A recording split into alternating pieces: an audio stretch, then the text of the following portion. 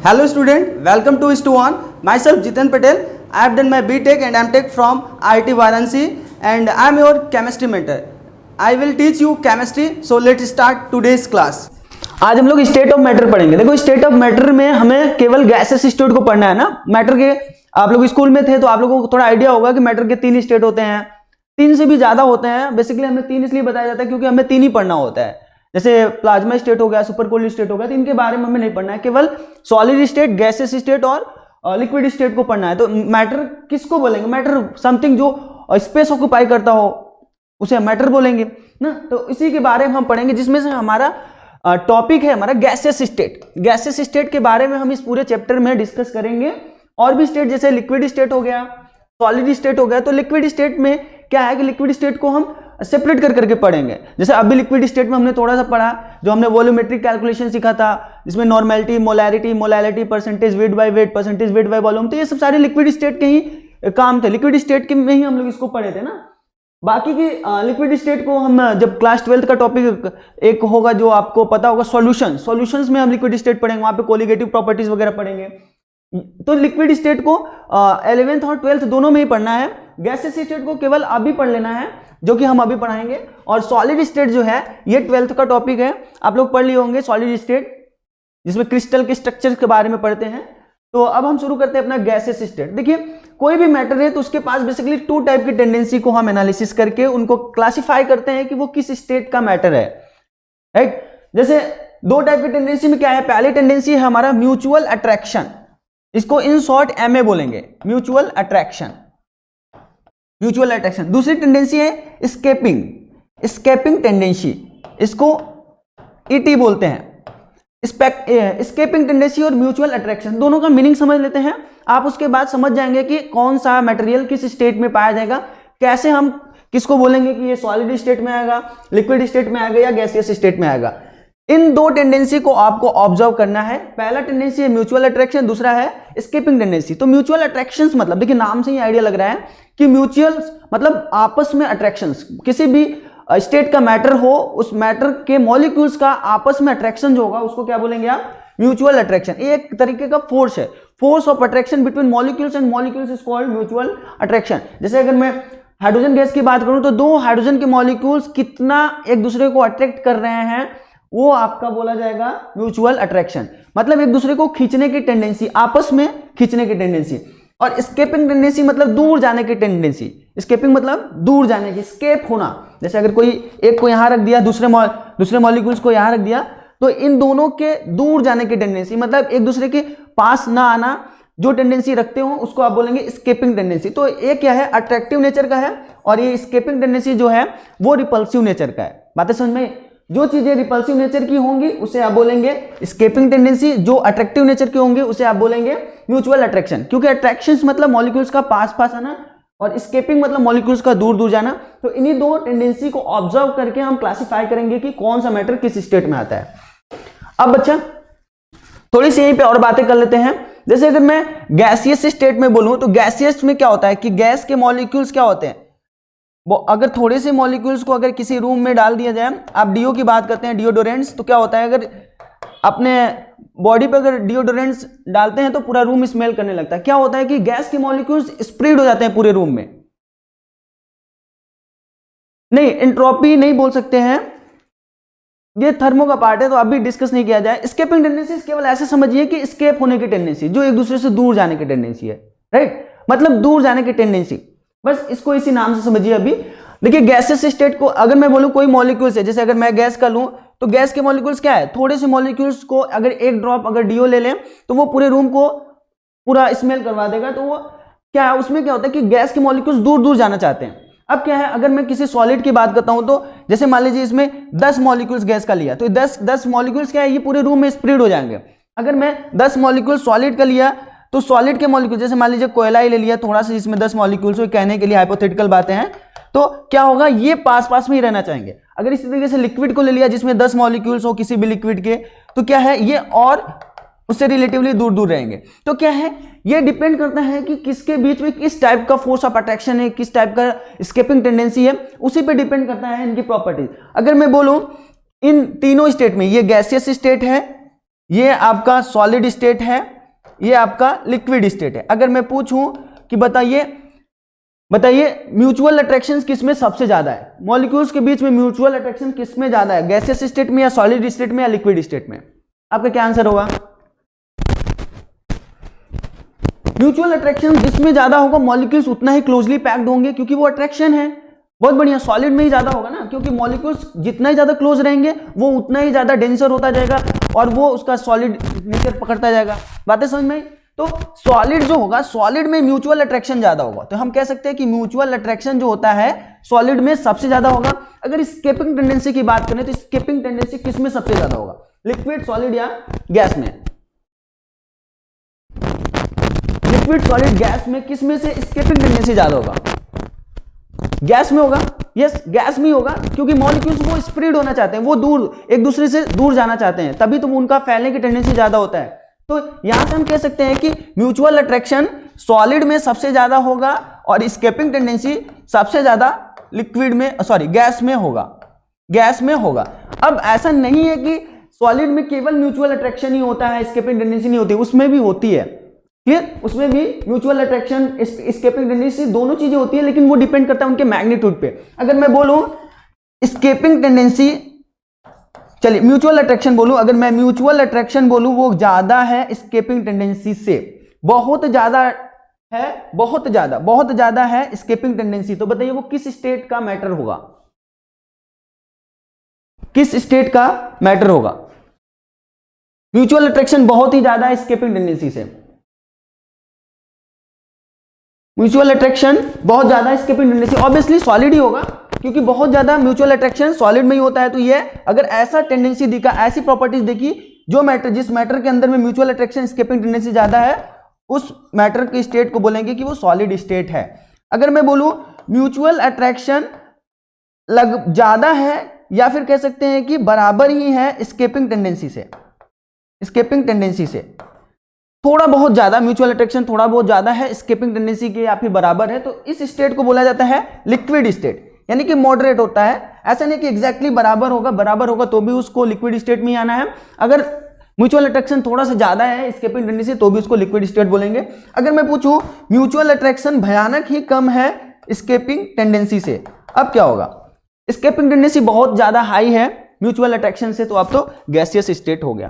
तो इन्हीं दो force of attraction, force of repulsion की ही वजह से हम डिटरमाइन करते हैं कि कौन सा मैटर किस स्टेट में आएगा, तो इन बातों का ख्याल रखते हैं। अब इनके बीच में डिफरेंस समझते हैं, जल्दी जल्दी करते हैं इन सब सारी चीजों को। पहला है पैकिंग। देखिए difference between solid, liquid, gas कैसे, क्या क्या डिफरेंस दिखता है। अगर पैकिंग की बात करें तो पैकिंग किस में अच्छी होती है, सॉलिड में, लिक्विड में या गैस में?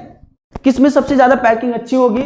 सॉलिड में होगी, क्योंकि वो डेंसर पार्टिकल होता है, वो मॉलिक्यूल्स उसके दूर दूर नहीं होते, वो क्लोजली पैक्ड होते हैं। अगर मैं थोड़ी सी फोटो बना के समझाऊं तो ये, अगर मान लीजिए इस कंटेनर में सॉलिड है तो सॉलिड के मॉलिक्यूल्स एकदम पास पास रहेंगे, सॉलिड के मॉलिक्यूल्स एकदम पास पास रहेंगे, तो इनमें बहुत ही अच्छी पैकिंग होगी। समझ में आई बातें? इनमें बहुत अच्छी पैकिंग होगी। अगर लिक्विड स्टेट की बात करते हैं तो लिक्विड के मॉलिक्यूल्स में भी पैकिंग अच्छी होगी, लेकिन बहुत ज्यादा अच्छी नहीं होगी रिलेटिव टू सॉलिड, मतलब थोड़े दूर दूर पे होंगे। तो ये लिक्विड स्टेट है। अगर मैं गैसियस स्टेट की बात करूं तो गैसियस स्टेट में क्या होगा, इनके बीच में तो पैकिंग तो नाम मात्र होगा, क्योंकि म्यूचुअल जो स्केपिंग टेंडेंसी वो बहुत ज्यादा है, तो इनके बीच में अगर ऐसा कुछ फोटो बनाए तो कुछ ऐसा होगा, एक मॉलिक्यूल्स यहां पे होगा तो दूसरा रिलेटिवली बहुत ज्यादा दूर दूर पे होंगे। क्लियर? तो यही है, पैकिंग सबसे ज्यादा किसमें अच्छी होगी, पैकिंग सबसे ज्यादा होगी इसमें, मैक्सिमम बोल सकते हैं क्लोजली पैक्ड, ऐसे लिख सकते हैं हम, इसको लिख सकते हैं इसमें मॉलिक्यूल्स जो होंगे वो क्लोजली पैक्ड होंगे, क्लोजली पैक्ड। इसमें क्या होंगे, ऐसे बोल सकते हैं कि इंटरमीडिएट या फिर मॉडरेट, इंटरमीडिएट, और इसमें क्या होगा लूजली पैक्ड। क्लियर? पैकिंग की बात करें तो ये डिफरेंस है सॉलिड, लिक्विड, गैस में पैकिंग के हिसाब से। अब देखो IMD मतलब इंटरमोलिकुलर डिस्टेंस, मॉलिक्यूल्स का डिस्टेंस। अगर किसी दो पर्टिकुलर मॉलिक्यूल्स को पकड़ा जाए अलग अलग टाइप के स्टेट के मैटर में तो किसमें डिस्टेंस ज्यादा होगा? डिस्टेंस मतलब मॉलिक्यूल्स के बीच का डिस्टेंस। IMD मतलब इंटरमोलिकुलर डिस्टेंस, इंटरमोलिकुलर डिस्टेंस। मतलब अगर एक मॉलिक्यूल दूसरे मॉलिक्यूल से d डिस्टेंस पे है तो IMD की वैल्यू होगी, इंटरमॉलिक्यूलर डिस्टेंस जो होगा वो d होगा। अब बताइए किस में सबसे ज्यादा इंटरमॉलिक्यूलर डिस्टेंस होगा, गैस में, सॉलिड में या लिक्विड में? गैस में, सॉलिड में या लिक्विड में? गैस के मॉलिक्यूल्स ऑब्वियसली दूर दूर हैं तो गैस में इंटरमॉलिक्यूलर डिस्टेंस ज्यादा होगा, तो इसमें क्या होगा, मैक्सिमम इंटरमॉलिक्यूलर डिस्टेंस। और इसमें क्या होगा, सॉलिड में एकदम पास पास में है तो इसमें होगा मिनिमम, और इसमें क्या होगा, इंटरमीडिएट। क्लियर? ये डिफरेंस दिखा। अब देखिए POA, इसका POA नहीं, ये FOA है, ये है FOA, force of attraction, force of attraction. अब देखिए किसमें फोर्स ऑफ अट्रैक्शन ज्यादा होगा, फोर्स ऑफ अट्रैक्शन उसमें ज्यादा होगा जिसमें मॉलिक्यूल्स क्लोजली पैक्ड होंगे। क्लोजली पैक्ड उसी की वजह से हो रहे हैं ना, फोर्स ऑफ अट्रैक्शन की वजह से। तो सॉलिड के केस में मैक्सिमम फोर्स ऑफ अट्रैक्शन होगा, लिक्विड के केस में इंटरमीडिएट होगा, और गैस के केस में मिनिमम फोर्स ऑफ अट्रैक्शन होगा। समझ में आई बातें? अब काइनेटिक एनर्जी की बात करें, KE kinetic energy. Kinetic energy मतलब मॉलिक्यूल्स जितना ज्यादा फ्री होगा उतना ही ज्यादा तेजी से चलेगा, उतना ही ज्यादा तेजी चलेगा तो काइनेटिक एनर्जी उतना ही ज्यादा होगा, क्योंकि kinetic energy directly proportional to velocity square. जितनी ज्यादा स्पीड, किसकी स्पीड ज्यादा होगी, सॉलिड के मॉलिक्यूल्स की, लिक्विड के या फिर गैस की? गैस के मॉलिक्यूल्स एक दूसरे से बहुत ज्यादा दूर है तो काइनेटिक एनर्जी गैस का मैक्सिमम होगा, तो इसमें मैक्सिमम होगा, लिक्विड के केस में इंटरमीडिएट और गैस के केस में मिनिमम काइनेटिक एनर्जी मॉलिक्यूल्स की होगी। समझ में आई बात? अगर डेंसिटी की बात में, किसी फिक्स वॉल्यूम को लेके तीनों स्टेट के मैटर का अगर डेंसिटी देखें तो किसकी डेंसिटी ज्यादा होगी? हमने कहा फिक्स वॉल्यूम लेके, फिक्स वॉल्यूम लेके किसी भी पर्टिकुलर स्टेट वाले मैटर का हम अगर डेंसिटी चेक करें तो किसकी डेंसिटी ज्यादा होगी? डेंसिटी किसकी ज्यादा होगी? सॉलिड का, क्योंकि वॉल्यूम फिक्स है, नंबर ऑफ मॉलिक्यूल्स उसमें ज्यादा आएंगे क्योंकि वो क्लोजली पैक्ड है। इसलिए हम कह सकते हैं कि डेंसिटी जो होगा सॉलिड का मैक्सिमम होगा। फिक्स वॉल्यूम के लिए इसमें इंटरमीडिएट होगा और इसमें मिनिमम डेंसिटी मिलेगी। क्लियर? अब सिक्स्थ फैक्टर है कॉम्प्रेसिबिलिटी एंड एक्सपेंडेबिलिटी। कॉम्प्रेसिबिलिटी मतलब किसी को कंप्रेस करने के लिए कितना फोर्स या फिर कितना प्रेशर लगाया जा रहा है, वो कॉम्प्रेसिबिलिटी है। कॉम्प्रेसिबिलिटी मतलब किसी भी मॉलिक्यूल्स को कितना कंप्रेस किया जा रहा है, उसके लिए कितना फोर्स लगाया जा रहा है, फिर कितना प्रेशर लगाया जा रहा है, वो कॉम्प्रेसिबिलिटी है। एक्सपेंडेबिलिटी इसका उल्टा है, एक्सपेंड करने के लिए कितना एनर्जी दिया जा रहा है, ऐसे कुछ कॉन्सेप्ट है ना। तो अब देख कॉम्प्रेसिबिलिटी किसका ज्यादा होगा, सॉलिड की कॉम्प्रेसिबिलिटी ज्यादा होगी या फिर कम होगी? सॉलिड की कॉम्प्रेसिबिलिटी ज्यादा होगी क्योंकि वो एकदम पास पास आ चुका है, और पास करना चाहोगे तो ज्यादा कॉम्प्रेस करना पड़ेगा, ज्यादा फोर्स लगाना पड़ेगा। तो इस केस में कॉम्प्रेसिबिलिटी किसकी ज्यादा होगी? सॉलिड की। मैक्सिमम कॉम्प्रेसिबिलिटी, इंटरमीडिएट कॉम्प्रेसिबिलिटी और मिनिमम कॉम्प्रेसिबिलिटी। ठीक है, तो ये कुछ डिफरेंस है, इनके बारे में हम शॉर्ट में बात कर लिए। अब आगे बढ़ते हैं। अब है measurable properties of gas. Gas की ऐसी क्या क्या प्रॉपर्टीज है? देखिए हमें गैसेस स्टेट ही पढ़ना है, केवल गैसेस स्टेट पढ़ना है, लिक्विड और सॉलिड स्टेट को नहीं पढ़ना है, हमें केवल इस चैप्टर में गैसेस स्टेट पढ़ना है, इसलिए हम गैसेस स्टेट को शुरू करते हैं। Measurable properties of gas. कोई गैस है तो गैस का क्वांटिटेटिव एनालिसिस, उसमें कितना मोल्स गैस है, जिस कंटेनर में वो कितना प्रेशर लग रहा है, कितना उस कंटेनर का वॉल्यूम है, क्या टेम्परेचर होगा, और अगर लीक हो रही है तो कितना स्पीड से मूव करेगा, कहाँ पे फ्यूम बनेगा, कहाँ पे किस डिस्टेंस पे दो गैसेस मिलती हुई दिखेंगी। इन सब सारी चीजों को उसकी काइनेटिक एनर्जी क्या होगी, हम इसी पूरे चैप्टर में कवर करेंगे। तो क्या क्या मेजरेबल प्रॉपर्टीज, हमें क्या क्या पहले समझना है। देखो अब हमें समझना है कि क्या क्या इस गैस की प्रॉपर्टीज को मेजर करके हम उनकी प्रॉपर्टीज को समझ सकते हैं। तो पहली प्रॉपर्टीज है जो मेजरेबल प्रॉपर्टीज है वो मास है, MASS, वो है हमारा मास। अब देखिए मास क्या होता है, सिंपल सी बात है, मास क्या होता है, किसी को मेजर कर लेना, किसी का वेट जो है वो कितना है वही उसका मास हो गया।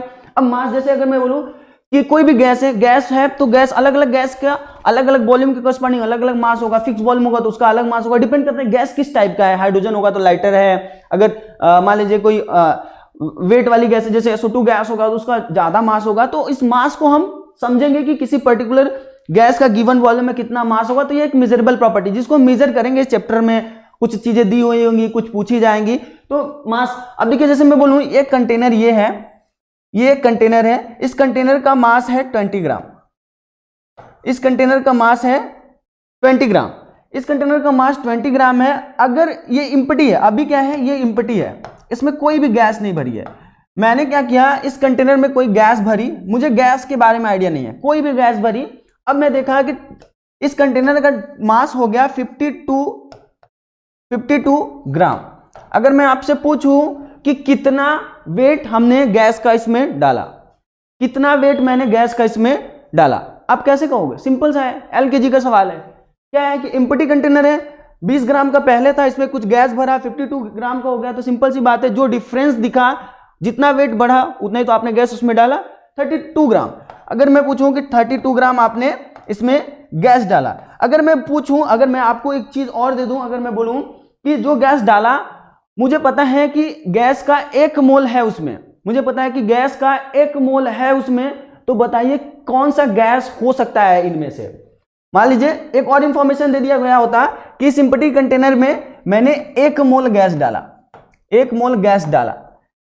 अब पूछ सकता है कि कौन सी गैस इसमें से है, H2 है, HE है, N2 है, O2 है, पता नहीं कर सकते। फोर्थ ऑप्शन है, फिफ्थ ऑप्शन है, पता नहीं कर सकते, पता नहीं कर सकते। बताइए कौन सा ऑप्शन सही होगा? मोल कॉन्सेप्ट आप लोग पढ़ ही चुके हैं, फिफ्थ ऑप्शन है पता नहीं कर सकते, मोल कॉन्सेप्ट पढ़ ही चुके हैं आप। यस, O2 होगा, O2, क्योंकि ऑक्सीजन का मॉलिक्यूलर वेट होता है 32 ग्राम, तो 1 मोल डाला है तो obviously mole, number of moles कैसे निकालते हो, नंबर ऑफ मोल्स कैसे निकालते हो, इक्वल्स टू होता है given mass by molar mass. Given mass है जो कि 32 है, बाय मोलर मास 32, 1 मोल आपने गैस डाला, यानी ऑब्वियसली उसमें ऑक्सीजन गैस आपने डाला। तो ऐसे क्वेश्चंस बनेंगे, मतलब बनेंगे नहीं, ऐसे क्वेश्चंस के कॉन्सेप्ट छुपे हो सकते हैं उसमें, इतने सिंपल क्वेश्चन आने वाले नहीं है। तो ये सारी चीजें हमें मेजरेबल प्रॉपर्टीज ऑफ जो गैस है मास की कोरस्पॉन्डिंग चलना होगा। कभी कभी एम्प्टी कंटेनर दे दिया होगा, हाँ ऐसा क्वेश्चन एक आया है आईआईटीज में, क्वेश्चन आया है 1992 में, ऐसे ही क्वेश्चन, एम्प्टी कंटेनर दिया, उसमें कोई गैस भरा, मुझे क्वेश्चन का एग्जैक्ट आइडिया नहीं है, ऐसे ही क्वेश्चन आया था, एकदम सिंपल क्वेश्चन, उसमें पूछा था कौन सी अननोन गैस डाली गई है। क्लियर? चलो, दूसरी मेजरेबल प्रॉपर्टीज है वॉल्यूम। वॉल्यूम, वॉल्यूम क्या होता है? कितना स्पेस कोई भी गैस ऑक्यूपाई कर रहा है उसको वॉल्यूम बोलेंगे। कितना स्पेस कोई गैस ऑक्यूपाई कर रहा है उसको आप बोलेंगे वॉल्यूम। तो अगर मैं दे दूं कि कोई 1 मोल गैस है, वो एसटीपी वाले कंडीशन पे है, तो कितना वॉल्यूम ऑक्यूपाई करेगा? 22.4 लीटर। अगर मैं यूनिट पूछूं वॉल्यूम की यूनिट क्या होगी, तो ऐसे इंफॉर्मेशन रहेंगे तो आपको वॉल्यूम भी मेजर करने के लिए क्वेश्चंस में आ जाएगा। अगर दे दिया रहे कि कोई भी गैस है उसका वॉल्यूम डिफाइंड करना है, कितना होगा, कितना मोल है, प्रेशर, टेम्परेचर वगैरह ऐसा कुछ दिया रहेगा, तो आपको कैलकुलेशन से चलना है और उसके वॉल्यूम को पता कर लेना है। तो वॉल्यूम भी एक मेजरेबल प्रॉपर्टीज है। अगर मैं पूछूं वॉल्यूम की क्या यूनिट होती है, unit of volume, unit of volume, volume की क्या यूनिट होती है? जनरली लीटर, पानी वगैरह लीटर में ही मेजर करते हो, वॉल्यूम की यूनिट हो गई लीटर। अब लीटर के साथ साथ और भी यूनिट होती है, और भी यूनिट होती है, तो उन यूनिट को आपको ख्याल में रखना है कि कैसे किस एक यूनिट से दूसरे यूनिट में कन्वर्ट किया जा सकता है। तो जनरली आपको इस पूरे चैप्टर में वॉल्यूम हमेशा लीटर में लेना है। इस चैप्टर में जनरली मैक्सिमम केसेस में वॉल्यूम आप लीटर में लेंगे और मास को हमेशा ग्राम में लेंगे, और आगे मतलब चेंजेस करते रहेंगे, तो उन चेंज के कोरस्पॉन्डिंग हम चलेंगे। देखिए हमें एक और रिलेशन, मतलब ये तो वॉल्यूम हो गया, वॉल्यूम लीटर में जनरली मेजर करते हैं, और भी यूनिट है। जैसे अगर मैं एमकेएस यूनिट पूछूं तो क्या होगा? एमकेएस यूनिट होगी मीटर क्यूब, मीटर क्यूब, क्योंकि वॉल्यूम होता है ना, metre into metre into metre, metre cube. तो हमें कुछ रिलेशन याद रखने हैं कि 1 मीटर क्यूब में 1000 लीटर, 1000 लीटर, 1 मीटर क्यूब बराबर 1000 लीटर। अगर 1 मीटर क्यूब का आपके पास टैंक है तो उसमें 1000 लीटर पानी आएगा। ये एक रिलेशन है, तो इसको इंपॉर्टेंट, इसको याद रखिएगा। बाकी का अगर सेंटीमीटर में कन्वर्ट करना होगा, सेंटीमीटर क्यूब में कितना लीटर, तो आप कर लीजिएगा। अब कन्वर्ट कर सकते हैं, 1 सेंटीमीटर क्यूब 1 ml के बराबर होता है, आप कन्वर्ट कर लीजिएगा। ये 2 इंफॉर्मेशन याद रखिए, बाकी का कन्वर्जन तो मीटर से लीटर में इस रिलेशन के कोरस्पॉन्डिंग आप कर सकते हैं। लीटर, ml, मिलीलीटर, डेसीलीटर, ऐसे सारी चीजों के बारे में आप कन्वर्ट कर सकते हैं। तो बस ये इंपॉर्टेंट है कि आप इसको ख्याल रखिए। दूसरा पॉइंट है, दूसरी मेजरेबल प्रॉपर्टीज है टेम्परेचर। देखिए टेम्परेचर को बताया था, वॉल्यूम को हमेशा आप इसमें कोशिश करेंगे, इस पूरे चैप्टर में कैलकुलेशन के वॉल्यूम को हमेशा आप लीटर में लेंगे, और टेम्परेचर को हमेशा किस यूनिट में लेंगे? केल्विन में लेंगे। केल्विन में टेम्परेचर को किसी भी चैप्टर में, मतलब फिजिक्स भी पढ़ रहे हो तो मोस्ट ऑफ द केसेस में केल्विन में टेम्परेचर मेजर किया जाता है, क्योंकि एक स्टैंडर्ड यूनिट है, राइट। तो एक रिलेशंस होता है टेम्परेचर। क्या है टेम्परेचर की? क्या क्या यूनिट आप लोग जानते होंगे? एक तो होता है डिग्री सेंटीग्रेड, एक होता है फॉरेनहाइट, एक होता है केल्विन। तो ये 3 यूनिट टेम्परेचर की और भी हो सकती हैं, पता नहीं मुझे। तो ये 3 यूनिट है टेम्परेचर की, इन तीनों में कोई भी यूनिट दी रही होगी आपको कन्वर्ट करना है केल्विन में, क्योंकि आपको टेम्परेचर पूरे चैप्टर में फिजिकल केमिस्ट्री में तो केल्विन में ही मेजर करना है। तो आपको एक रिलेशंस में बता देता हूं, C/100 equal to F minus 32/100 180 equal to K minus 273 divide by 100। ये एक रिलेशन है। अगर कोई टेम्परेचर किसी पर्टिकुलर स्केल में दिया हुआ है, जैसे मान लीजिए यहाँ पे सेंटीग्रेड में दिया है, तो सेंटीग्रेड से केल्विन में कन्वर्ट करने के लिए ये रिलेशन लगाई, सेंटीग्रेड से फॉरेनहाइट में। ये एक इंपॉर्टेंट रिलेशन है। आपको टेम्परेचर यहाँ पे आप नोट्स करके लिख सकते हैं कि temperature should be always in kelvin in this physical chemistry, ऐसा लिख लीजिए, should be always taken in kelvin scale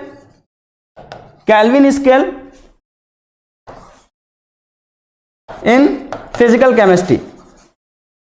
आपको भूलना नहीं है, टेम्परेचर को हमेशा केल्विन स्केल में ही लेना है, टेम्परेचर को हमेशा केल्विन स्केल में लेना है। गलती से भी टेम्परेचर को सेंटीग्रेड और फॉरेनहाइट में नहीं लेंगे, केल्विन में ही हमेशा लेंगे टेम्परेचर। अगली मोस्ट इंपॉर्टेंट यूनिट है प्रेशर। अब देखिए कंफ्यूज होते हैं लोग, कंफ्यूज होते हैं कि कैसे प्रेशर को कन्वर्ट करें, क्योंकि वॉल्यूम, टेम्परेचर और मास से हम वाकिफ होते हैं ना, किसी टेम्परेचर से वाकिफ होते हैं, क्योंकि ये सब प्रैक्टिकली हम लोग ऑब्जर्व कर सकते हैं ना कि कितना कोल्डनेस है। अच्छा, टेम्परेचर क्या होता है? टेम्परेचर मतलब हॉटनेस या कोल्डनेस, किसी भी मटेरियल का कितना टेम्परेचर है, इसका मतलब उससे डिसाइड करेंगे वो मटेरियल कितना हॉट है या फिर कितना कोल्ड है। अब यहाँ पे प्रेशर में क्या होता है? प्रेशर में लोग गलतियां करना शुरू कर देते हैं, कन्वर्जन ही नहीं आता। मैं पूछूं अगर प्रेशर क्या है, तो प्रेशर आप लोग को पता होगा कि प्रेशर किसको बोलते हैं। प्रेशर होता है कि फोर्स पर यूनिट एरिया पे कितना लग रहा है, right. Force per unit area पे कितना लग रहा है, वो प्रेशर है। तो यहाँ पे अगर मैं पूछूं प्रेशर क्या होता है, तो प्रेशर क्या बोलेंगे आप? Force per unit area. कितना फोर्स लग रहा है कितने पर्टिकुलर एरिया पे, वही उसका प्रेशर हो जाएगा। मैं पूछूं फोर्स की क्या यूनिट है? फोर्स की क्या यूनिट होती है एमके सिस्टम में? न्यूटन। एरिया की क्या यूनिट होगी एमकेएस में? Metre cube. तो अगर प्रेशर की यूनिट मैं पूछूं एमकेएस सिस्टम में, तो क्या हो जाएगा? न्यूटन पर metre cube, sorry metre square. Area की यूनिट मीटर स्क्वायर, तो न्यूटन पर मीटर स्क्वायर प्रेशर की यूनिट है। इसी न्यूटन पर मीटर स्क्वायर को बोला जाता है पास्कल। मतलब प्रेशर की यूनिट एमकेएस सिस्टम में जो होगी उसे बोला जाता है पास्कल। क्लियर हुआ? प्रेशर की यूनिट एमकेएस सिस्टम में जो भी है उसी को दूसरा नाम बोला गया पास्कल, यानी न्यूटन पर metre square is equivalent to pascal, right. अब देखो, अब इस पूरे चैप्टर में आपको प्रेशर हमेशा एटीएम में ही लेना है। कोई भी यूनिट दिया हो, कोई भी प्रेशर की यूनिट दी हो, आपको प्रेशर हमेशा एटीएम में लेना है, क्योंकि हमें कैलकुलेशन एटीएम के हिसाब से। अब बहुत सारे यूनिट्स दिए रहेंगे तो बहुत सारे उसके कोरस्पॉन्डिंग जो कांस्टेंट होंगे उनको भी कन्वर्ट करना पड़ेगा। तो सिंपल सा है, एक याद रखो, दूसरा का कन्वर्जन सीख लेना ना, ये ज्यादा इजीली पड़ेगा आपको ना। ऐसे नहीं कि प्रेशर का कोई भी यूनिट हम रखते गए सारे कोरस्पॉन्डिंग चलते गए, तो वो थोड़ा आपके लिए टफ होता जाएगा। आपको मैं बोल रहा हूँ टेम्परेचर आप हमेशा केल्विन में लेंगे, प्रेशर आप हमेशा एटीएम में लेंगे। अगर किसी और यूनिट में दिया होगा तो आप उसमें चेंज करना सीखेंगे, बाकी का और कुछ करना नहीं है आपको। तो एक एटीएम, यहाँ पे कुछ रिलेशन मैंने लिखा हूं कि एक एटीएम 76 सेंटीमीटर ऑफ एचजी के बराबर होता है, और एटीएम जो होता है ये पास्कल से रिलेटेड होता है, इनमें भी एक रिलेशन होता है। तो एक एटीएम में 76 सेंटीमीटर ऑफ एचजी होता है, या फिर बोल सकते हो अगर सेंटीमीटर को एमएम में चेंज करो तो क्या होगा? 760 एमएम ऑफ एचजी हो जाएगा एक एटीएम इक्विवेलेंट। और इसी एमएमएचजी को क्या बोला जाता है? दूसरा नाम बोला जाता है टॉर। इसी एमएमएचजी को बोला जाता है टॉर। टॉर मतलब टॉरिसेली, तो इन शॉर्ट बोला जाता है टॉर। एमएम ऑफ एचजी मतलब टॉर, मतलब अगर दोनों को इक्वेट करोगे तो दोनों का न्यूमेरिक वैल्यू सेम है, 1 mm of HG equals to 1 torr. अब क्या है? दूसरी यूनिट है न्यूटन पर मीटर स्क्वायर वाली। एक एटीएम में 1.01325 × 10⁵ न्यूटन पर मीटर स्क्वायर, तो इसको भी ख्याल में रखना है, और न्यूटन पर मीटर स्क्वायर को क्या बोलते हैं? पास्कल, जो कि एमकेएस वाली यूनिट है। एमकेएस वाली यूनिट क्या होती है? प्रेशर की एमकेएस वाली यूनिट न्यूटन पर मीटर स्क्वायर या फिर पास्कल बोलते हैं। तो न्यूटन पर मीटर स्क्वायर को पास्कल से रिप्लेस कर देंगे तो आपको एक एटीएम और पास्कल में रिलेशन मिल जाएगा। अब देखिए अब 10 टू द पावर 5 पास्कल जो होता है वो एक बार के इक्विवेलेंट होता है, एक बार के बराबर। तो 1 न्यूटन में कितना बार आ गया, इतना। तो आपको ये सारे को ख्याल रखना है। प्रेशर के जो भी अलग अलग यूनिट के कॉरस्पॉन्डिंग जो भी न्यूमेरिकल में चेंज करेंगे आप, इनको ख्याल रखना है। हमेशा प्रेशर को आप एटीएम में लेंगे, टेम्परेचर को केल्विन में लेंगे, वॉल्यूम को लीटर में लेंगे। बाकी का कन्वर्जन है, अगर अलग यूनिट में जाना है तो आप कन्वर्ट करना सीख लीजिए। समझ में बात है। एक एटीएम में 76 सेंटीमीटर ऑफ एचजी और 760 mm of Hg, 760 torque, 1.01325 Newton पर 5 न्यूटन पर मीटर स्क्वायर, 1.01325 × 10 पर 5 पास्कल और इतना बार। क्लियर हुआ? चलो अब आगे देखते हैं। अब इन क्वेश्चंस को बनाइए। इन क्वेश्चन को बनाना है आपको, कन्वर्ट करना है एटीएम में। मैंने कहा था प्रेशर को हमेशा एटीएम में रखना है, इसलिए मैंने कन्वर्जन पे कुछ क्वेश्चन दे दिए। सिंपल है, आपको अगर रिलेशन याद है तो आप इसको कर लेंगे। अब देखिए 75 सेंटीमीटर ऑफ एचजी है, इसको आप एटीएम में कन्वर्ट करोगे तो हमें पता है कि एक एटीएम में कितना mm of Hg, 760 centimetre of Hg है, तो 76 सेंटीमीटर ऑफ एचजी होता है। अब क्या है, ये हमें रिलेशन पता है, तो 57 सेंटीमीटर ऑफ एचजी में कितना होगा, डिवाइड कर देंगे आप तो आंसर मिल जाएगा। 57 डिवाइड बाई 76 एटीएम, पहले का आंसर। दूसरे का है 380 टॉर्क में कितना होगा एटीएम, हमें पता है। एक एटीएम में हमें एक और रिलेशन पता है, एक एटीएम में 760 mm ऑफ एचजी या फिर 760 टॉर्क होता है। तो इसका मतलब 380 में कितना होगा, 380 में कितना होगा, डिवाइड कर देंगे 380 डिवाइड बाई 760, ये आपका एटीएम हो गया। दूसरे का आंसर। तीसरे सी वाले का आंसर पूछ रहा है 20.265 किलो पास्कल में कितना एटीएम। आप इसको क्या बोलोगे, हमें पता है एक एटीएम में कितना पास्कल, एक एटीएम में होता है 1.0, देख लीजिए यहाँ पे क्या है 1.01325, आपको याद रखना है 1.01325 into 10 to the power 5 pascal. अब ये किलो पास्कल दिया हुआ है, यानी कितना पास्कल है, 20.265 इंटू 10 पावर 3 पास्कल। किलो मतलब 10 पावर 3, ये पास्कल दिया हुआ है। अब इतने में कितना एटीएम हो जाएगा, डिवाइड कर देंगे 20 दिया हुआ है, तो 20.265 into 10 to the power 3 to whole divide by 1.01325 into 10 to power 5 ATM, ये भी हो गया आपका। अब mm ऑफ एचजी पूछा है, तो एक एटीएम में 760 mm ऑफ एचजी, तो 190 mm ऑफ एचजी में कितना है ATM, 190 divide by 760 ATM. Simple है, अगर रिलेशन पता है तो मैथ है, अगर रिलेशन पता है आपको तो ये सारे मैथ्स के क्वेश्चन है, केमिस्ट्री या फिर कोई भी फिजिक्स इन्वॉल्व नहीं है इसमें, बस रिलेशंस का ही खेल है। अगली मेजरेबल प्रॉपर्टीज है डेंसिटी। अब गैस है, गैस के पास मास है, गैस के पास वॉल्यूम है, इसका मतलब गैस के पास डेंसिटी है, तो ये भी मेजरेबल प्रॉपर्टीज में आ जाएगी। डेंसिटी क्या होती है, मास per unit volume. Unit volume में कितना मास होगा आप उसको बोलेंगे डेंसिटी। तो अगर मैं डेंसिटी की यूनिट पूछूं तो डेंसिटी क्या हो जाएगा, डेंसिटी हमें पता है, डेंसिटी इक्वल टू होता है mass divide by volume. Unit volume का जितना मास होगा वो उसकी डेंसिटी कही जाएगी। अगर यूनिट मैं पूछूं तो डेंसिटी की यूनिट क्या हो जाएगी, डेंसिटी की यूनिट हो जाएगी केजी पर मीटर क्यूब, एमकेएस में केजी पर मीटर क्यूब। बाकी का कन्वर्जन है ग्राम पर सेंटीमीटर क्यूब, ग्राम पर लीटर, ग्राम पर केजी मीटर क्यूब, सारी रिलेशंस है, आपको कन्वर्ट करना सीखना है। समझ में बात है। अब इंपॉर्टेंट टॉपिक शुरू हुआ हमारा, इंपॉर्टेंट पॉइंट शुरू हुआ गैस लॉ। अब देखिए गैस लॉ किसको बोलते हैं, ऐसा लॉ जिसको गैस फॉलो करती हो, जो गैस के लिए बनी हो। सिंपल सा है, ऐसा नहीं कि लिखना है हमें एकदम परफेक्ट डेफिनेशन चाहिए, हमें परफेक्ट डेफिनेशन समझना है। अब क्या है गैस लॉ, मतलब गैस का कुछ लॉ जिसको हम पढ़ेंगे, अभी पढ़ेंगे ना, तो गैस लॉ के लिए अगर पूछा जाए तो देखिए क्या होता है। हम इन शॉर्ट, अगर आपको परफेक्ट डेफिनेशन चाहिए, नहीं हमको समझना ही है परफेक्ट डेफिनेशन, तो कह सकते हो कि ऐसा इक्वेशन, ऐसा लॉ जो प्रेशर, वॉल्यूम, टेम्परेचर और अमाउंट ऑफ गैस के बीच में हो और किसी दो को कांस्टेंट रखते हुए। क्लियर, ऐसा लॉ जो प्रेशर, वॉल्यूम, टेम्परेचर और अमाउंट ऑफ गैस के बीच में हो, किसी और इनमें से किसी दो को कांस्टेंट, कितने पैरामीटर है, pressure, volume, temperature, number of moles या फिर अमाउंट, इनके बीच में जो रिलेशंस बताता हो किसी दो को कांस्टेंट रखते हुए, keeping two constant, keeping two parameter as constant. जो लॉ इन चार के बीच में रिलेशन बताता हो, किसी दो को कांस्टेंट रख के आप उसको क्या बोलेंगे? Gas law. सिंपल है, क्लियर। तो गैस लॉ के बारे में यही इंफॉर्मेशन है। हमें आइडियल गैस इक्वेशन पता है, इसको तो आप लोगों को पता ही है, इसके बारे में भी बात करेंगे अभी, पीवी इक्वल्स टू एनआरटी। तो इसी पीवी इक्वल्स टू एनआरटी के कॉरस्पॉन्डिंग हम चलेंगे और किसी दो को कांस्टेंट करके और उनमें रिलेशन बताएंगे कि दो किस कैसे वैरी करेगा, राइट। चलिए अब देखिए, पहला लॉ है Boyle's law.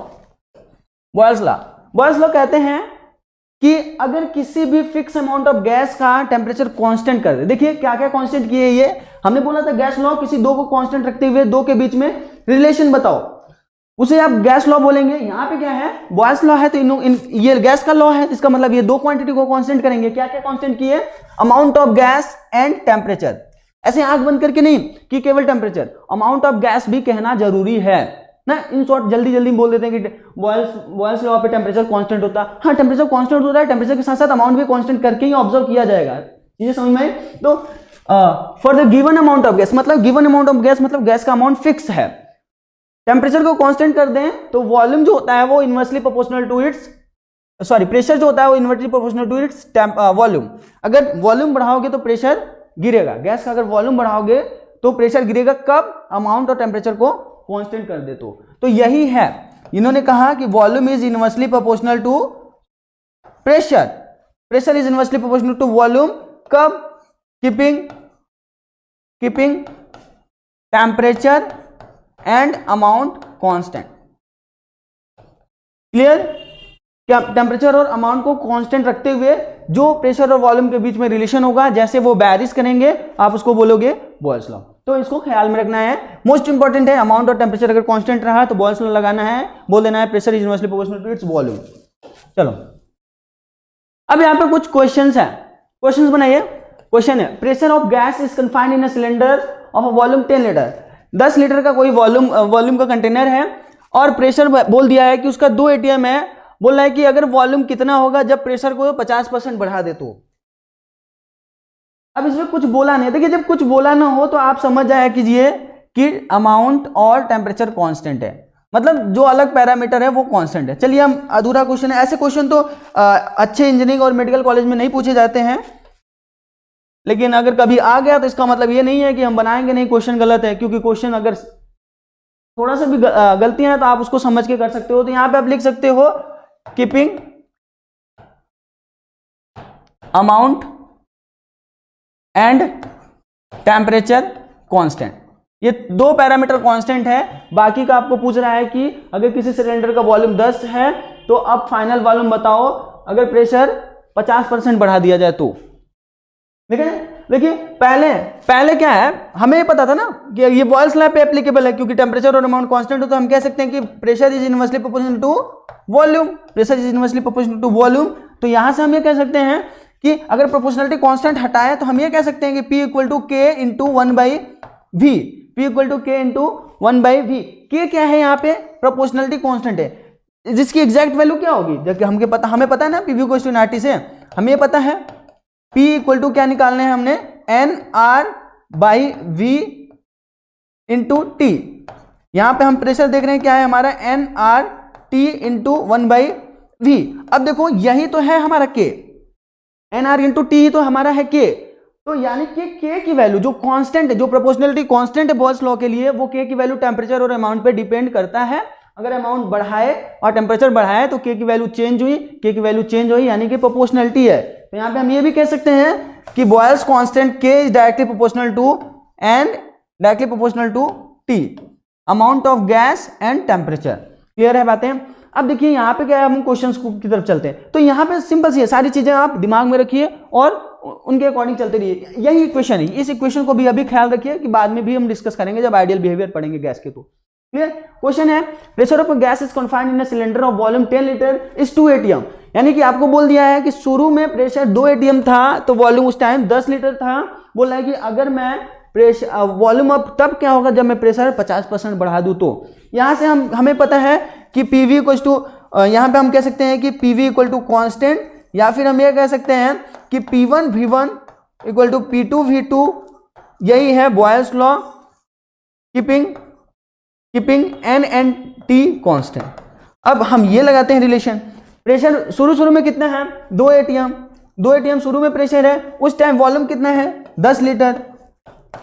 P1 V1 P2 पूछ रहा है, सॉरी P2 बोल रहा है कि बढ़ के 50% हो गया, मतलब 2 का 50% 1, यानी प्रेशर फाइनल कितना हो गया 3।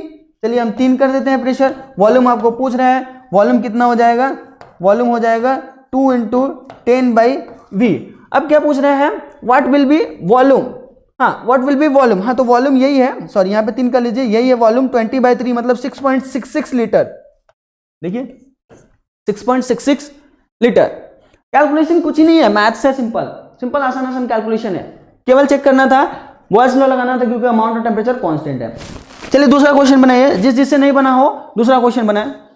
दूसरा क्वेश्चन मैं एक्सप्लेन कर देता हूँ। ये बल्ब ए है, बल्ब बी है, जिसके बीच में स्टॉप कॉक लगा है। स्टॉप कॉक का क्या काम होता है, अगर इसको हटा दें तो गैस की मिक्सिंग शुरू होगी, क्योंकि गैस तो जहां पे फ्री स्पेस दिखेगा वहां पे जाना चाहेगा।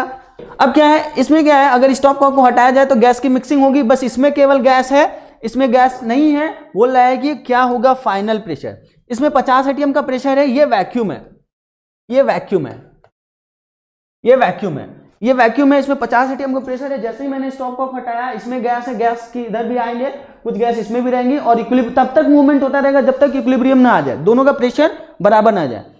क्लियर है, गैस कब तक मूव करेंगे, जब तक प्रेशर बराबर ना हो जाए, जहां पर प्रेशर डिफरेंस दिखा उधर मूव करना शुरू हो जाएंगी। प्रेशर गैस किधर से किधर मूव करती है, हाई प्रेशर से लो प्रेशर की तरफ, तो अगर प्रेशर जब तक बराबर नहीं हुआ तब तक गैस मूव करती रहेंगी। तो आपको यही बताना है कि फाइनल प्रेशर क्या होगा, फाइनल प्रेशर क्या होगा, इसका प्रेशर कितना होगा। सिंपल सा है, इसमें टेम्परेचर और वॉल्यूम अमाउंट गैस का कांस्टेंट है। अमाउंट कैसे कांस्टेंट है, क्योंकि कोई लीकेज नहीं है, गैस का कोई लीकेज नहीं है। प्रेशर कांस्टेंट, सॉरी टेम्परेचर क्यों कांस्टेंट है, क्योंकि कोई हीटिंग कोई कूलिंग नहीं हो रही है। क्लियर, तो हम लगाते हैं बॉयल्स लॉ। बॉयल्स लॉ के लिए एप्लीकेबल है ना, क्योंकि अमाउंट और टेम्परेचर दोनों कांस्टेंट रहना चाहिए। हाँ दोनों कांस्टेंट है। अब हम ये कह सकते हैं बॉयल्स लॉ के corresponding P1 V1 = P2 V2। चलिए शुरू में P1 कितना था, बस इसी में प्रेशर था, कितना है 50, वॉल्यूम कितना है 10। अब मैं क्वेश्चन करता हूं कि फाइनल में मान लीजिए प्रेशर P है, आपको प्रेशर ही पूछ रहा है, मान लीजिए फाइनल में प्रेशर P है, तो वॉल्यूम कितना हो जाएगा, वॉल्यूम ऑफ गैस कितना हो जाएगा, वॉल्यूम ऑफ गैस बताइए, वॉल्यूम ऑफ गैस कितना होगा, 10 ये है 15 ये, अब तो दोनों में गैस है ना, दोनों में गैस है, 25 हो गया, तो वॉल्यूम ऑफ गैस हो गया 25। प्रेशर आपको निकालना है, इन दोनों का प्रोडक्ट इसके बराबर हो जाएगा, तो प्रेशर आ जाएगा, प्रेशर हो जाएगा 20, प्रेशर हो जाएगा 20 एटीएम, प्रेशर होगा 20 एटीएम, 25 नहीं 20 एटीएम। 25 से 2 बार में कट जाएगा ना, 50 है था, इसमें कोई प्रेशर नहीं है, इसमें कोई प्रेशर नहीं है। 10 है, 10 वॉल्यूम में, फाइनल वॉल्यूम 25 हो गया, तो 25 से जब डिवाइड करोगे 500 में तो 20 आएगा। आया समझ में, हाँ वॉल्यूम 25 हो जाएगा, हाँ एग्जैक्टली, मुझे लगा आपने प्रेशर बताया है, बहुत बढ़िया, समझ में आया, सिंपल था। टेम्परेचर और अमाउंट कांस्टेंट है, गैस का कहीं लीकेज नहीं है इसलिए अमाउंट कांस्टेंट है, हीटिंग नहीं हो रही है, कूलिंग नहीं हो रही है तो टेम्परेचर कांस्टेंट है, इसलिए हम कह रहे हैं कि बॉयल्स लॉ इस पे एप्लीकेबल है। और वंस मोर, क्या प्रॉब्लम दिखी आपको, कोई प्रॉब्लम नहीं है, सिंपल है, प्रेशर 50 है, प्रेशर 50 है। अब जैसे ही स्टॉप कॉक को हटाया, गैस के मॉलिक्यूल्स इधर मूव करेंगे, क्योंकि इसमें कोई प्रेशर नहीं है, गैस ही नहीं है, गैस का ही तो प्रेशर होता है, इसमें कोई प्रेशर नहीं है। अब गैस के मॉलिक्यूल्स इधर मूव किए, तब तक मूव करते रहेंगे जब तक इक्विलिब्रियम ना आ जाए। इक्विलिब्रियम मतलब दोनों में प्रेशर बराबर हो जाएगा, प्रेशर बराबर करना है दोनों में। चलिए मैं बोल लेता हूं कि इसको हटाने के बाद प्रेशर दोनों में P हो गया। शुरू में P1 V1 = P2 V2 लगाते हैं, क्योंकि बॉयल्स लॉ एप्लीकेबल है। अब रटना नहीं है, P1 V1 = P2 V2। P1 कितना है 50 है, उस टाइम वॉल्यूम कितना था 10 था। मैं बोल देता हूं जब इक्विलिब्रियम हुआ तो प्रेशर P पहुंचा, वॉल्यूम कितना हो गया, अब तो दोनों का वॉल्यूम ना, क्योंकि गैस दोनों में स्प्रेड है, कितना है 10 इसका था 15 इसका था, तो 25। आंख बंद करके नहीं करना है कि 15 ले लिए। क्लियर, यहां से कैलकुलेशन कीजिए, आंसर पाइए। चलिए क्वेश्चन नंबर 4 जल्दी से बनाइए, क्वेश्चन नंबर 4। अब देखिए वो वॉल्यूम कौन सा होता है, जैसे हम वॉल्यूम ऑफ कंटेनर बोलते हैं ना, अभी हम रियल गैस जब आइडियल गैस में डिफरेंस समझेंगे, रियलिटीज के बारे में समझेंगे क्या डिफरेंस है, तो आपको आइडिया लगेगा कि वो वॉल्यूम ऑफ कंटेनर नहीं होता, वो वॉल्यूम ऑफ फ्री स्पेस होता है, जिसमें गैस के मॉलिक्यूल्स फ्रीली मूव कर रहे हैं। बातें समझ में, वॉल्यूम ऑफ गैस नहीं, वॉल्यूम ऑफ फ्री स्पेस होता है। अब देखो यहाँ पे क्या है, वही क्वेश्चन है। अब मैं बोलूँ कि अच्छा इस क्वेश्चन को बनाने के पहले थोड़ा सा ये समझ लीजिए, जैसे मैं बोलूँ इतना पानी है, इतना पानी या फिर इतना ही कंकड़ भर दिया मैं, इस कंटेनर का वॉल्यूम 10 लीटर है, इस कंटेनर का वॉल्यूम 10 लीटर है, जिसमें कंकड़ भर दिया 2 लीटर, बाकी के जितना स्पेस था उसमें गैस का मॉलिक्यूल्स डाल दिया मैं, गैस का मॉलिक्यूल इसमें डाल दिया। अगर मैं पूछूं वॉल्यूम ऑफ गैस कितना होगा तो क्या बोलोगे, वॉल्यूम ऑफ कंटेनर? नहीं, वॉल्यूम ऑफ गैस कितना होगा, ये 2 लीटर वॉल्यूम में कंकड़ पत्थर है, 10 लीटर के वॉल्यूम में फ्री स्पेस है, 10 लीटर का कंटेनर है, और ये 8 लीटर जो है वो फ्री स्पेस है। हाँ 8, तो आपको ये वॉल्यूम फ्री स्पेस वाला लेना है, ऐसा नहीं कि आंख बंद करके वॉल्यूम ऑफ कंटेनर कर दिए। क्लियर? वॉल्यूम ऑफ कंटेनर नहीं, मतलब कही जाती है, इन जनरल कही जाती है, माना जाता है कि केवल कंटेनर में आपका गैस है, इसलिए माना जाता है कि volume of container equals to volume of gas. तो यही केस है, यहां भी वही केस है। इस क्वेश्चन को बनाइए, आप वो वॉल्यूम लीजिएगा जो जिसमें गैस मूव कर रही है, जिसमें गैस फ्रीली मूव कर रही है। तो देखिए मैं क्वेश्चन को पढ़ता हूं। Volume of gas cylinder is, volume of gas cylinder, question अधूरा है। Volume of gas cylinder is, चलिए 1 लीटर ले लीजिए, 1 लीटर ले लीजिए, 1 लीटर ले लीजिए। हाँ, volume of gas cylinder is 1 litre which contains 10 marble at 1 atm pressure. Oh sorry, last में लिखा हुआ है, हाँ 1 लीटर ही है। Volume of gas cylinder containing, यहां पे लिख लीजिए containing 10 marbles at 1 atm pressure is 1 litre. When pressure is increase, जब प्रेशर बढ़ा दिया गया, 100% प्रेशर बढ़ा दिया गया, तो न्यू वॉल्यूम कितना हो जा रहा है, 625 हो जा रहा है। तो आपको पूछ रहा है कि बताइए मार्बल्स का कितना वॉल्यूम होगा, इच मार्बल्स का कितना वॉल्यूम होगा। देखिए कैसे कैलकुलेट करते हैं, बाकी का आप लोग खुद से भी कोशिश करते रहिए और समझते रहिए। देखो क्या है, अगर मैं बोलूं एक मार्बल्स का वॉल्यूम भी है, एक मार्बल्स का वॉल्यूम V ml है, तो 10 मार्बल्स का कितना वॉल्यूम होगा, 10 V ml, 10 V ml। अब देखो पूरे कंटेनर का वॉल्यूम है 1 लीटर, पूरे कंटेनर का वॉल्यूम है 1 लीटर, 1 लीटर पूरे कंटेनर का वॉल्यूम है, और ये सब मार्बल्स हैं, तो ये कितना वॉल्यूम है, ये 10 V है। तो अगर मैं पूछूं खाली स्पेस जिसमें गैस है उसका कितना वॉल्यूम होगा, वो होगा 1000 माइनस 10 V, क्योंकि ये लीटर में है तो आप ml में चेंज करेंगे ना, क्योंकि एक यूनिट में कन्वर्ट कर दिया, फिर मैं लीटर में कर दूंगा। अब देखो दूसरी बार कह रहा है कि जब प्रेशर 100% बढ़ा दिया गया, मतलब एक एटीएम का 100%, मतलब एक एटीएम प्रेशर जब डबल कर दिया गया, तो वॉल्यूम 625 हो जा रहा है। इसका मतलब सीधे है टेम्परेचर और अमाउंट गैस कांस्टेंट है। फिर पूछ रहा है कि बताइए एक मार्बल्स का कितना वॉल्यूम होगा। चलिए P1 V1 equal to P2 V2 लगाते हैं। शुरू में प्रेशर कितना है, प्रेशर है 1 एटीएम, प्रेशर है 1 एटीएम। वॉल्यूम कितना है गैस का वॉल्यूम है 1000 minus 10 V equal to P2। बाद में प्रेशर 100% कर दिया गया, बढ़ा के 100% बढ़ा दिया गया, तो प्रेशर 2 हो गया, क्योंकि 1 का 100% 1, तो 2 हो गया प्रेशर। अब वॉल्यूम कितना होगा, वॉल्यूम 650 ml है, किसका, पूरे कंटेनर का वॉल्यूम है, ये पूरे कंटेनर का वॉल्यूम है। अब मैं पूछूं कितना गैस का वॉल्यूम हो गया होगा, 625 625 माइनस 10 V। क्लियर? अब दोनों मैं बोला तो वॉल्यूम हमेशा लीटर में लीजिए, लीटर में ले लीजिए, 1000 से डिवाइड करके, ये कैंसिल आउट हो जाएगा। इसलिए बॉयल्स लॉ में प्रेशर और वॉल्यूम का कोई नाटक नहीं है, किसी भी यूनिट में लीजिए आपका आंसर आ जाएगा। यहां से सॉल्व करेंगे, V की वैल्यू आ जाएगी 25 ml, V की वॉल्यूम आ जाएगी 25, जो कि 25 ml के बराबर है। कर लीजिएगा, समझ में आया। कंटेनर का वॉल्यूम माइनस मार्बल्स का volume equal to free space का वॉल्यूम जिसमें गैस है। सिमिलरली यहां पे लगा देंगे, आपका आंसर मिल जाएगा। बना लीजिएगा, आंसर मैच करवा लेना। अब ग्राफिकली थोड़ा समझते हैं कि बॉयल्स लॉ क्या कहता है, चार्ल्स लॉ क्या कहता है। ये सॉरी, बॉयल्स लॉ पढ़ रहे हैं तो बॉयल्स को। अगर मैं पूछूं P वर्सेस 1/V का ग्राफ ड्रॉ कीजिए बॉयल्स लॉ के लिए, P वर्सेस 1/V का। P इक्वल टू क्या होता है, P इक्वल टू होता है K/V, P इक्वल टू होता है K/V। देखिए कोई भी ग्राफ ड्रॉ करना हो किसी के भी रिलेशन में, तो आप उसको कन्वर्ट किया कीजिए y और x के फॉर्म में। देखिए कि y क्या है, x क्या है। y क्या है, y एक्सिस पे P है, तो इसको मैं बोल देता हूं y।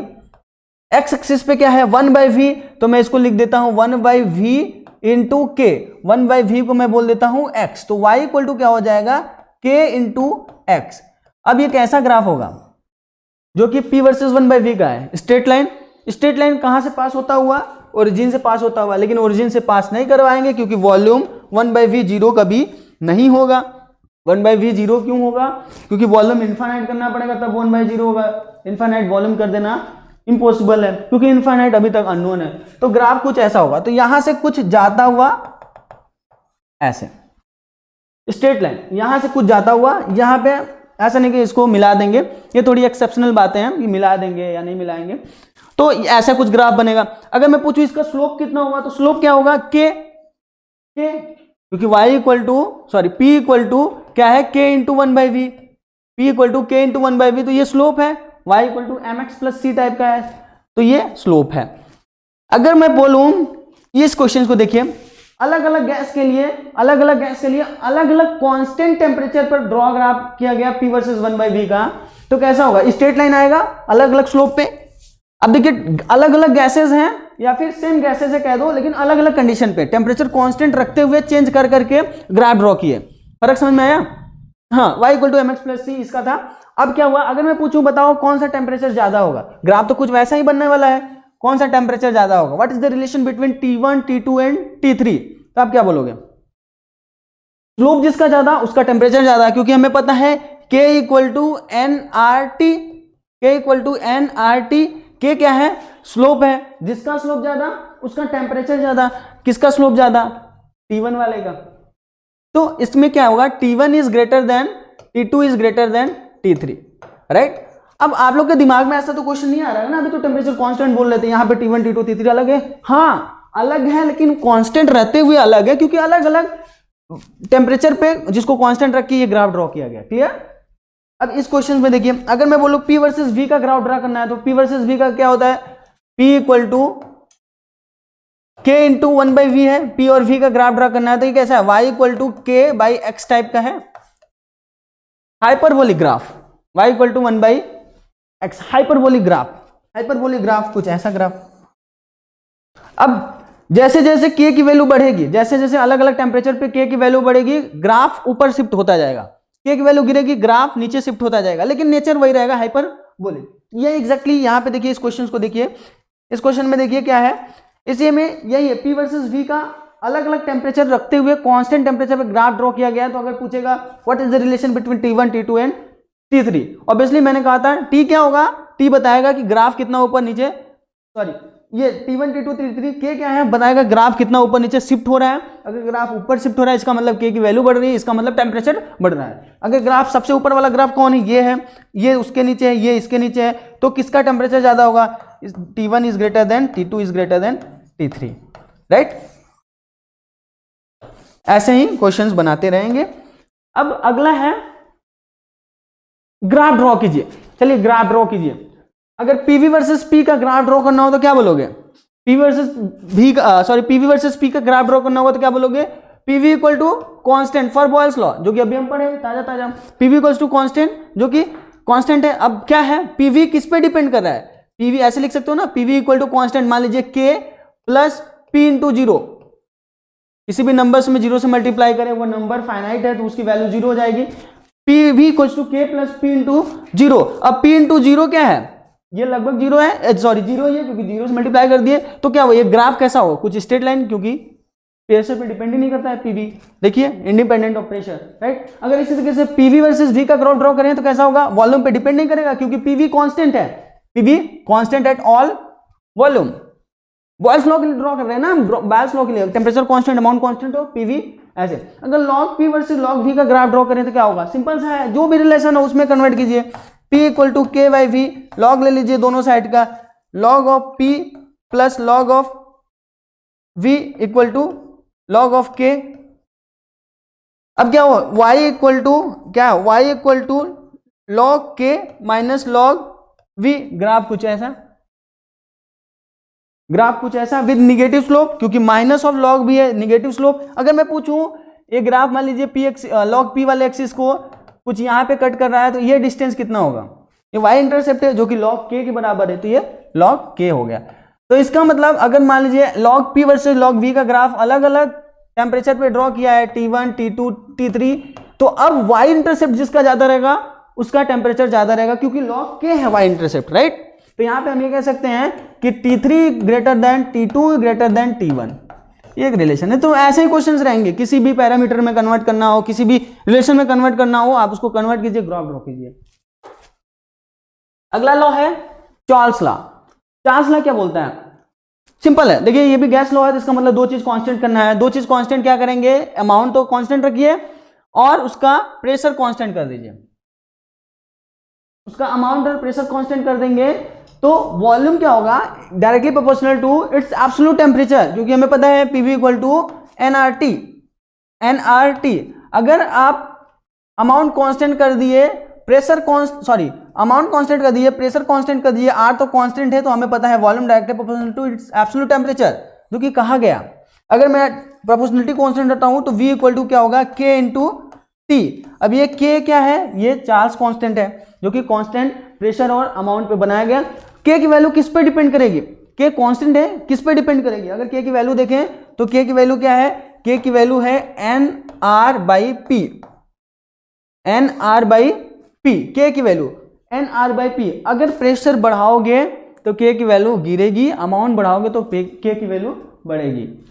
समझ में बात है? अब यही बोलता है k क्या है? nr/p। p जो है कांस्टेंट है, n कांस्टेंट है। हमें क्या रिलेशन पता है? Volume directly proportional to its absolute temperature for given amount of gas and at a constant pressure. चलिए अब ग्राफ का टाइम आ गया।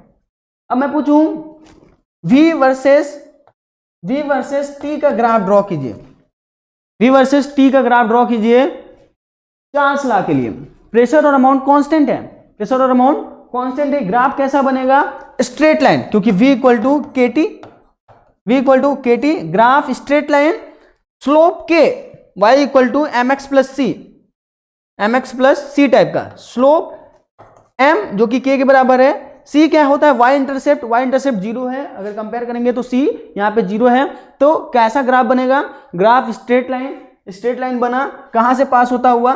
ओरिजिन से पास होता हुआ। इसको थोड़ा सा नीचे शिफ्ट कर सकते हैं तो कर लीजिए। ये कुछ ऐसा ग्राफ बनेगा, ओरिजिन से पास होता हुआ। इसको हटा दीजिए, ओरिजिन से पास होता हुआ। स्लोप क्या है? k है, स्लोप k है। टेम्परेचर जो है, टेम्परेचर वाली एक्सिस है, वॉल्यूम वाली एक्सिस है। अगर मैं बोलूं प्रेशर बढ़ाओगे तो ग्राफ किधर शिफ्ट होगा? स्लोप सीधा है, प्रेशर का मतलब यहाँ पे स्लोप से है। अगर प्रेशर बढ़ाओगे तो स्लोप गिरेगा, क्योंकि हमें पता है k क्या है?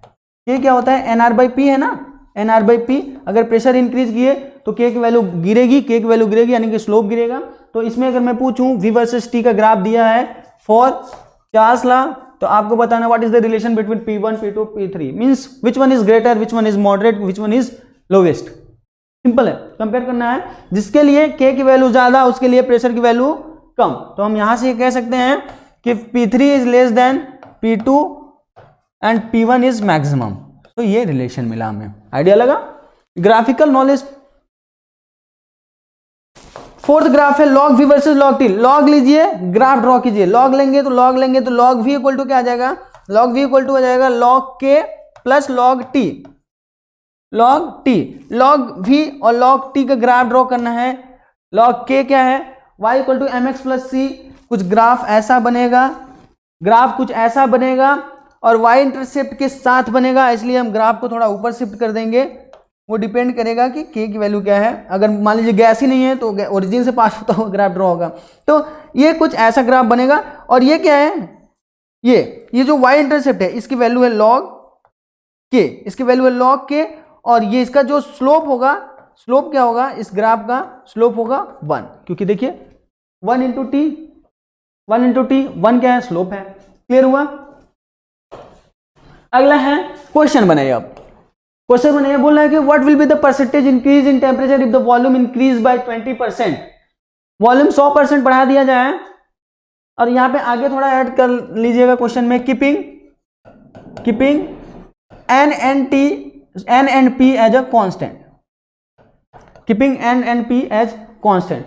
तो अब क्या करना है? टेम्परेचर कितना बढ़ेगा अगर वॉल्यूम 20% बढ़ा दे तो? चलो मैं बोलता हूं कि वॉल्यूम शुरू का टेम्परेचर T जो है वो 100 था। शुरू का जो वॉल्यूम है वो 100 था, कुछ भी ले सकते हो, 100 लोगे, इजी कैलकुलेशन हो जाएगा। बाद में कह रहा है कि वॉल्यूम को 20% बढ़ा दिया, यानी कि V2 कितना हो जाएगा? V2 हो जाएगा 120। अब पूछ रहा है T2 कितना होगा? T2 कितना हो जाएगा, परसेंटेज पूछ रहा है तो T2 निकालो, 100 से जितना बड़ा वही उसका परसेंटेज है, आउट ऑफ 100 जितना इंक्रीज हुआ वही उसका इंक्रीज परसेंटेज हुआ। लगाइए चार्ल्स लॉ, क्या होता है, volume directly proportional to its temperature. तो हम ये कह सकते हैं कि V1 by T1 equal to V2 by T2। अब देखिए V1 क्या है 100 है, T1 क्या है 100 है, V2 क्या है 120 है, T2 आपको पता करना है, ये कैंसल आउट हो गया।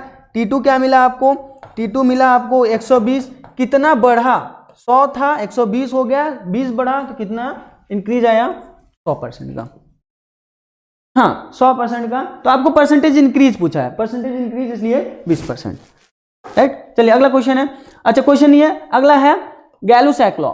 गैलुसैक लॉ ये भी अलग गैस लॉ है। इसमें क्या है, इन्होंने कहा था कि वॉल्यूम को कांस्टेंट कर दो और अमाउंट को कांस्टेंट कर दो तो प्रेशर जो होगा टेम्परेचर के डायरेक्टली प्रोपोर्शनल मिलेगा आपको। हाँ कितनी सिंपल सिंपल बातें कही जा रही हैं, अगर ये चीज आपको पता है तो सारी बातें आप रिलेट कर सकते हैं। वॉल्यूम कांस्टेंट रख दो, अमाउंट कांस्टेंट रख दो, वॉल्यूम कांस्टेंट रख दो, आर तो कांस्टेंट है ही, तो pressure is directly proportional to its temperature, जो कि इन्होंने कहा। तो गैलुसैक साहब ने यही कहा कि अमाउंट और वॉल्यूम को कांस्टेंट रख दिया जाए तो प्रेशर बढ़ाओगे, सॉरी टेम्परेचर बढ़ाओगे तो गैस का प्रेशर बढ़ेगा। तो इन्होंने कहा, अब अगर मैं बोलूं प्रोपोर्शनलिटी कांस्टेंट हटाऊं तो P इक्वल टू हो जाएगा K इंटू टी। K क्या होगा, K की वैल्यू क्या होगी, NR by V, NR by V। अब ग्राफिकल समझते हैं इंफॉर्मेशन, अगर पूछूं P वर्सेस T का ग्राफ बनाइए वॉल्यूम और अमाउंट कांस्टेंट रखते हुए तो कैसा ग्राफ बनेगा, हमें पता है P directly proportional to T, straight line graph. हाँ स्ट्रेट लाइन, कुछ ओरिजिन से पास होता हुआ। अब जीरो नहीं बनाएंगे, जीरो पे नहीं ले जाएंगे, क्यों, क्योंकि टेम्परेचर 0 केल्विन पहुंचाना पॉसिबल नहीं है, इम्पॉसिबल है। प्रूफ कर लेंगे, सारी बातें आगे की हैं, कैसे टेम्परेचर 0 केल्विन इम्पॉसिबल है, ये थोड़ी सी कहानियां हैं। अब देखिए क्या है, अगर मैं P वर्सेस T का ग्राफ बनाऊं अलग अलग गैस के लिए, अलग अलग वॉल्यूम पे, जो कि वॉल्यूम कांस्टेंट रखते हुए, तो किसका वॉल्यूम ज्यादा होगा किसका कम होगा, आप कैसे कंपेयर करोगे, कैसे कंपेयर करोगे। हमें पता है कि K जो स्लोप है वो क्या है, NR बाई V है। अगर वॉल्यूम ज्यादा होगा तो स्लोप कम होगा किसी फिक्स अमाउंट ऑफ गैस के लिए। तो यहाँ पे क्या है, किसका स्लोप ज्यादा है, जिसका स्लोप ज्यादा उसका वॉल्यूम कम। तो हम ये कह रहे हैं कि V1 is less than V2 is less than V3। बातें समझ में आई, क्योंकि inversely proportional to volume, slope is inversely proportional to volume. अगर log P versus log T का ग्राफ ड्रॉ करना है तो सिंपल सी बात है, log P versus log T का हमें पता है P equal to KT relation, log ले लेंगे log P equal to log T plus log K। कैसा है, स्ट्रेट लाइन ग्राफ जिसका y इंटरसेप्ट क्या है log K, स्लोप कितना है 1, तो ग्राफ कुछ ऐसा होगा। इसका स्लोप क्या है 1 है, ये क्या है y इंटरसेप्ट है जो कि log K है। अगर 2 या 2 से ज्यादा ग्राफ दिया हुआ, कुछ ऐसे दिया हुआ है, ऐसे दिया हुआ है, तो जिसके लिए y इंटरसेप्ट ज्यादा उसके लिए वॉल्यूम कम। तो पूछ देता है कि चलिए ये V1 है, ये V2 है, ये V3 है, तो बताओ what is the relation between V1 V2 and V3। जिसके लिए वॉल्यूम ज्यादा उसके लिए, जिसके लिए y इंटरसेप्ट ज्यादा उसके लिए वॉल्यूम कम। तो y इंटरसेप्ट सबसे ज्यादा है V1 के लिए, तो V1 सबसे कम होगा V2 से, फिर V3 से। ये रिलेशन मिला। क्वेश्चंस करिए। क्वेश्चन है, a gas cylinder can withstand a maximum pressure of 15 atm। मतलब 15 atm तक कोई सिलेंडर है जो प्रेशर सह सकता है, अगर उसके ऊपर प्रेशर बढ़ाए तो वो फट जाएगा, सिलेंडर फट जाएगा। अब देखो बोल रहा है कि a gas cylinder can withstand with a maximum pressure of 15 atm, pressure inside the gas cylinder eight 27 degree centigrade is 10 atm। 27 degree centigrade पे प्रेशर उसका 10 atm है। बोल रहा है कि जो रूम जिसमें सिलेंडर रखा हुआ है वो उसमें आग लग गई, जिस रूम में वो सिलेंडर रखा है उसमें आग लग गई। आपको बताना है कि बताओ सिलेंडर फटेगा, सॉरी किस टेम्परेचर पे सिलेंडर फटेगा। बोला है कि फायर लग गई, तो बताइए predict the temperature at which the cylinder will burst, किस पे सिलेंडर फट जाएगा। सिंपल है, सिलेंडर में रख, सिलेंडर कब फटेगा, सिलेंडर के साथ हो क्या रहा है, वॉल्यूम तो उसका बढ़ नहीं रहा है, मेटल का है, ऐसा नहीं कि सिलेंडर बढ़ता जा रहा है, वॉल्यूम बढ़ नहीं रहा है, वॉल्यूम कांस्टेंट है, गैस बाहर जा नहीं रहा है, वो भी कांस्टेंट है, यानी कि N और V कांस्टेंट है। तो हम ये कह सकते हैं कि अगर टेम्परेचर बढ़ाओगे तो प्रेशर बढ़ेगा, आग लगी है तो धीरे धीरे टेम्परेचर बढ़ता ही जाएगा, इसका मतलब प्रेशर उसके अंदर बढ़ता जाएगा, इसका मतलब एक टाइम ऐसा आएगा कि वो फट जाएगा। और वही पूछ रहे हैं किस टेम्परेचर पे वो फटेगा। तो चलो हम रिलेशन बताते हैं। आप गैलुसैक लॉ लगा सकते हो क्योंकि वॉल्यूम और अमाउंट कांस्टेंट है। P1 by T1 equal to P2 by T2 according to Gay Lussac law when N and V is constant. P1 कितना है शुरू में 15 ATM, सॉरी 10 ATM है ना, 10 ATM। अब फटने के लिए क्या है, जैसे ही उसके अंदर टेम्परेचर जैसे ही उसका प्रेशर 15 ATM से एक्सीड करना शुरू हुआ वो सिलेंडर फट गया। हाँ देखते हैं यशवीर वर्मा, देखते हैं क्या करना है। प्रेशर क्या है, शुरू का प्रेशर कितना है जो कि उसके अंदर है 10 ATM, किस टेम्परेचर पे 27। अब 27 रख दो, 27 रखोगे नहीं, 27 ने हमेशा टेम्परेचर को केल्विन में रखना है। केल्विन में करने के लिए 273 ऐड कर देंगे तो टेम्परेचर कितना केल्विन हो गया 300। अब क्या है, फटना है, इसका मतलब वो लिमिटिंग प्रेशर क्या होगा वो 15 ATM है। अब ऐसे नहीं कि 15 पॉइंट समथिंग ले लो, मैं क्या लूं, मैं बस यही 15 ले रहा हूं क्योंकि उसके ऊपर जैसे ही गया वो फट गया। 15 ATM टेम्परेचर आपको पूछ रहा है तो टेम्परेचर क्या आ जाएगा, टेम्परेचर आ जाएगा 450 केल्विन, 450 केल्विन में फट जाएगा। क्लियर। अगला क्वेश्चन देखते हैं। अगला एवोगैड्रो हाइपोथेसिस है। एवोगैड्रो साहब ने बस ये बोला था कि अगर अमाउंट प्रेशर को कांस्टेंट रख दो, टेम्परेचर और प्रेशर को कांस्टेंट रख दो तो volume directly proportional to number of moles. अगर नंबर ऑफ मोल्स बढ़ेगा तो सिलेंडर का वॉल्यूम बढ़ेगा। तो यही इन्होंने एवोगैड्रो ने बोला। एवोगैड्रो एक्चुअली क्या है, एवोगैड्रो को हमने पढ़ा था मोल्स में। अब अगर एवोगैड्रो का कंसेप्ट क्या है, वो बेसिकली क्या है, नंबर ऑफ मोल्स से रिलेटेड है, यानी number of moles is directly proportional to volume when pressure and temperature is constant. तो V इक्वल टू क्या हो जाएगा K into N, V equal to क्या हो गया K इंटू N। इसके बीच में लॉग लीजिए, ग्राफ ड्रॉ कीजिए, बहुत सारे आप चेंज कर सकते हैं। तो इस क्वेश्चन को बना लीजिएगा, सिंपल है। Calculate the weight of CO2 in gram which occupy this much at STP। Simple सा है, मोल्स का क्वेश्चन। मोल्स तो यहीं से आया ना, जो आपका गैस के लिए मोल्स वगैरह था यहीं से आया है। हमें पता है 1 मोल का CO2 का STP वॉल्यूम कितना होगा, वो कितना होगा 22.4।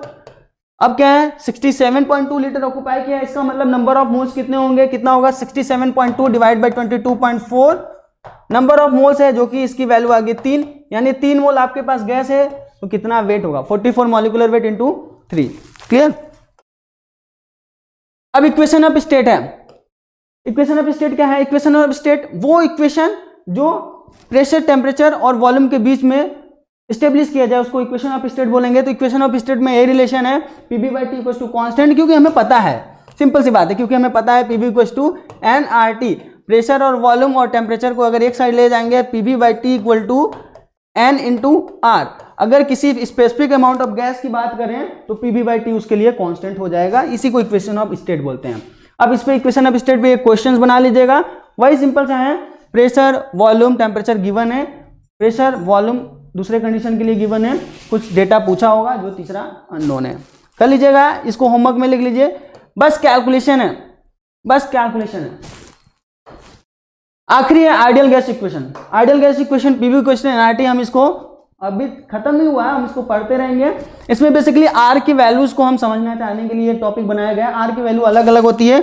R क्या होता है, जिसको गैस कांस्टेंट बोलेंगे, ये यूनिवर्सल गैस कांस्टेंट है जिसकी अलग अलग वैल्यू। R क्यों, अगर यूनिट्स देखें तो R की यूनिट क्या होगी, pressure into volume divide by number of moles into temperature. अगर R को, अगर प्रेशर ATM में ले, वॉल्यूम को लीटर में ले, टेम्परेचर को केल्विन में ले, मोल्स तो N तो मोल्स में ही है, तो R की कौन सी यूनिट लेंगे 0.0821। ये ATM लीटर के कॉरस्पॉन्डिंग है, यूनिट का ख्याल रखिए। अगर आप जूल्स में लेते हो, अगर प्रेशर को वॉल्यूम को अगर मीटर क्यूब में लेते हो, प्रेशर को न्यूटन पास्कल्स में लेते हो, मोल्स केल्विन, तो जूल वाली यूनिट आएगी, उसकी वैल्यू होती है 8.31। इसको लिख लीजिए, ये जूल वाली यूनिट है। इसको इन शॉर्ट अगर ऐसे भी लिख सकते हैं 25/3। R की वैल्यू 25/3, इसका न्यूमेरिक वैल्यू 8.21 है। और एक जूल में हमें पता है, एक जूल में, एक कैलोरी में 4.18 जूल होता है, इसलिए दूसरी वाली यूनिट R जो होगी इन कैलोरी में ये मिल जाएगी। तो बस यही था आइडियल गैस इक्वेशन के बारे में, R के बारे में बेसिकली। बाकी आइडियल और रियल गैस को हम लोग पढ़ते रहेंगे। और आज के लेक्चर में इतना ही। एक क्वेश्चन है, आप इसको बना लीजिएगा, जो कि सिंपल सा आइडियल गैस इक्वेशन पे बेस्ड है। स्क्रीनशॉट ले लीजिए, नहीं आएगा तो आप हमसे कल पूछ लीजिएगा, या फिर डाउट का ग्रुप है तो उसमें क्वेश्चन डाल दीजिएगा, मैं सॉल्यूशन दे दूंगा। एकदम सिंपल है। ठीक है, आज के लिए इतना ही। Thank you. On S2ON study is always on. Concepts के बेहतर रियलाइजेशन के लिए S2ON पर बने रहिए।